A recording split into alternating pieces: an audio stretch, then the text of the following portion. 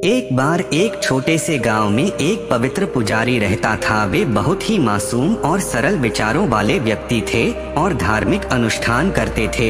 एक अवसर पर उन्हें एक धनी व्यक्ति द्वारा उनकी सेवाओं के लिए बकरी से पुरस्कृत किया गया था। पुजारी इनाम के रूप में बकरी पाकर खुश था। उन्होंने खुशी खुशी बकरी को अपने कंधे पर उठा लिया और अपने घर की ओर यात्रा शुरू कर दी। रास्ते में 3 धोखेबाजों ने पुजारी को बकरी ले जाते देखा। वे सभी आलसी थे और पुजारी को धोखा देना चाहते थे ताकि वे बकरी को प्राप्त कर सकें। उन्होंने कहा, यह बकरी हम सभी के लिए स्वादिष्ट भोजन बनेगी, आइए किसी तरह इसे हासिल करें। उन्होंने आपस में इस विषय पर चर्चा की और पुजारी को मूर्ख बनाकर बकरी प्राप्त करने की योजना बनाई। योजना तय करने के बाद वे एक दूसरे से अलग हो गए और पुजारी के रास्ते में 3 अलग अलग स्थानों पर छिप गए। जैसे ही पुजारी एकांत स्थान पर पहुंचा, उनमें से एक धोखेबाज अपने छिपने की जगह से बाहर आया और पुजारी से चौंकाने वाले अंदाज में बोला, सर आप क्या कर रहे हैं? मुझे समझ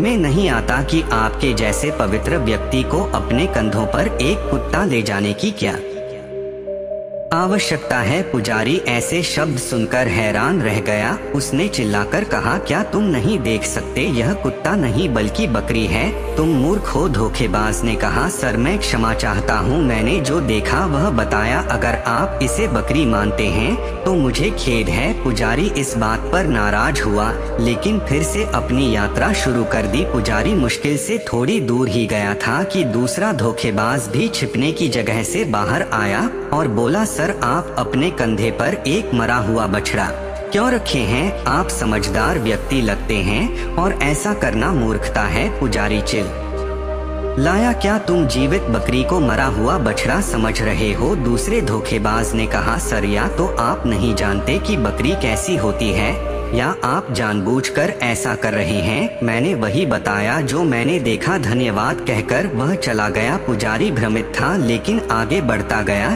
जब तीसरा धोखेबाज सामने आया तब पुजारी थोड़ी दूर ही चला था। तीसरे ने हंसते हुए कहा, महाराज आप अपने कंधे पर गधा क्यों लिए हैं? इससे लोग आपका मजाक बनाएंगे। ये सुनकर पुजारी वास्तव में चिंतित हो गया और सोचने लगा, क्या यह वास्तव में बकरी नहीं है?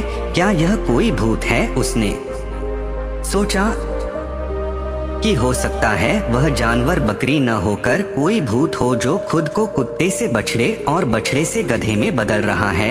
वह इतना डर गया कि उसने बकरी को सड़क किनारे फेंक दिया और भाग गया। तीनों ठग भोले पुजारी पर खूब हंसे। उन्होंने बकरी पकड़ ली और उस पर दावत की। नैतिक शिक्षा है कि हमें दूसरों की बातों में आकर निर्णय नहीं लेना चाहिए और ऐसे लोगों से सावधान रहना चाहिए जो हमारे भोलेपन का फायदा उठाना चाहते हैं।